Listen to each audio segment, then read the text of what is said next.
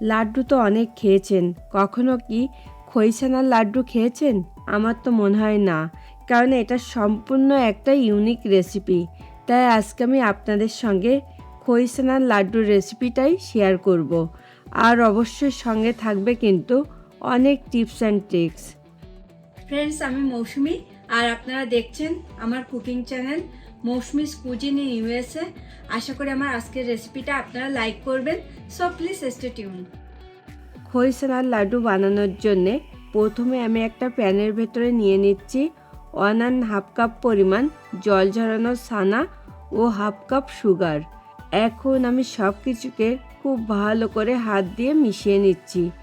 আর আপনারা কিন্তু চাইলে এই কাজটা শিলে বেটে বা ব্লেন্ডারে দিয়েও করে নিতে পারেন। আর এই ছানাটা কিন্তু আমার হোমমেড, তাই আপনারা যদি ছানা কিভাবে কাটতে হয় সেই রেসিপিটা পেতে চান তাহলে কিন্তু প্লিজ আমাকে কমেন্ট করে জানাতে অবশ্যই ভুলবেন না। আজকে আমি এখানে যে পরিমাণ সুগার অ্যাড করেছি সেটা কিন্তু একদম স্ট্যান্ডার্ড অ্যামাউন্ট। তারপরও আপনারা কিন্তু সুগারটাকে এর থেকে সামান্য একটু কম বেশি করে নিতে পারেন। এই পর্যায়ে সব কিছুকে কিন্তু আমার মিশিয়ে নেওয়া কমপ্লিট। এতক্ষণ কিন্তু আমি ওভেনটা অফ রেখেই মিশিয়ে নেওয়ার কাজটা কমপ্লিট করলাম। এখন আমি ওভেনটা অন করে দিয়ে এটাকে কন্টিনিউয়াসলি নাড়তে থাকবো যতক্ষণ না এটা থেকে জলটা ছেড়ে দিচ্ছে। আর এই খইছানার লাড্ডুটা একটা ইউনিক রেসিপি হলেও এটার স্বাদ এবং গন্ধ কিন্তু একেবারেই অতুলনীয়।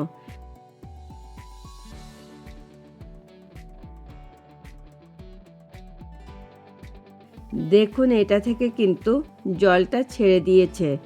আর এ পর্যায়ে আমি এখানে 2 টেবিল স্পুন কুচানো আমন্ড, 2 টেবিল স্পুন কুচানো পেস্তা বাদাম, 2 টেবিল স্পুন কুচানো কাজু বাদাম, 2 টেবিল স্পুন কিশমিশ ও 2 কাপ পরিমাণ খই অ্যাড করে নাড়তে থাকবো যতক্ষণ না এটা প্যানের গা ছেড়ে দিচ্ছে। আজকে আমি এখানে যে কয় প্রকারের নাটস অ্যাড করেছি সবই যে আপনাদেরকে করতে হবে তেমনটা কিন্তু নয়। আপনারা কিন্তু চাইলে আপনাদের পছন্দের নাটসও অ্যাড করতে পারেন। এই পর্যায়ে আমি এখানে 1/2 টিস্পুন এলাচের গুঁড়ো ও 1/2 টিস্পুন ঘি অ্যাড করে সব কিছুর সঙ্গে খুব ভালো করে মিশিয়ে নেব।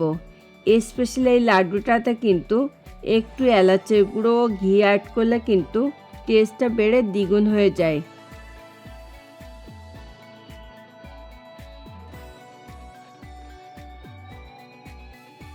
দেখুন, এটা কিন্তু প্যানের গা ছেড়ে দিয়েছে। আর এ পর্যায়ে আমি ওভেনটা অফ করে দিয়ে এভাবে এটাকে 5 মিনিট মতো রেখে দেব। তারপরে আমি এটাকে অন্য পাত্রে তুলে নেব।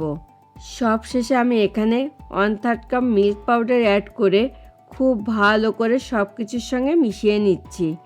এ পর্যায়ে একটু মিল্ক পাউডার অ্যাড করলে কিন্তু লাড্ডুর টেস্টটা বেড়ে দ্বিগুণ হয়ে যাবে। তবে আপনারা কিন্তু চাইলে এখানে মিল্ক পাউডারের পরিবর্তে খোয়া ক্ষীরও অ্যাড করতে পারেন। আর আমার আজকের এই রেসিপিটা আপনাদের ভালো লাগলে কিন্তু প্লিজ ভিডিওটাতে একটা লাইক এবং কমেন্ট করে জানাতে অবশ্যই ভুলবেন না। এই পর্যায়ে সব কিছুকে কিন্তু আমার মিশিয়ে নেওয়া কমপ্লিট। এখন আমি একে একে লাড্ডুর শেপ দিয়ে নিচ্ছি। আর আপনারা কিন্তু চাইলে আপনাদের পছন্দ অনুসারে লাড্ডুর সাইজটাকে ছোট বড় করে নিতে পারেন। সেম ওয়েতে কিন্তু আমি বাকি সব লাড্ডুর শেপ দিয়ে নেব। দেখুন, খইছানার লাড্ডুটা কিন্তু এখন আমার পরিবেশনের জন্য একদম রেডি টু গো। ফ্রেন্ডস, আপনারা যারা প্রথম আমার চ্যানেলটাতে ভিজিট করছেন প্লিজ আমার চ্যানেলটাকে সাবস্ক্রাইব করুন। খুব তাড়াতাড়ি আবার দেখা হবে নতুন কোনো রেসিপি নিয়ে। Thanks for watching this video. Bye bye.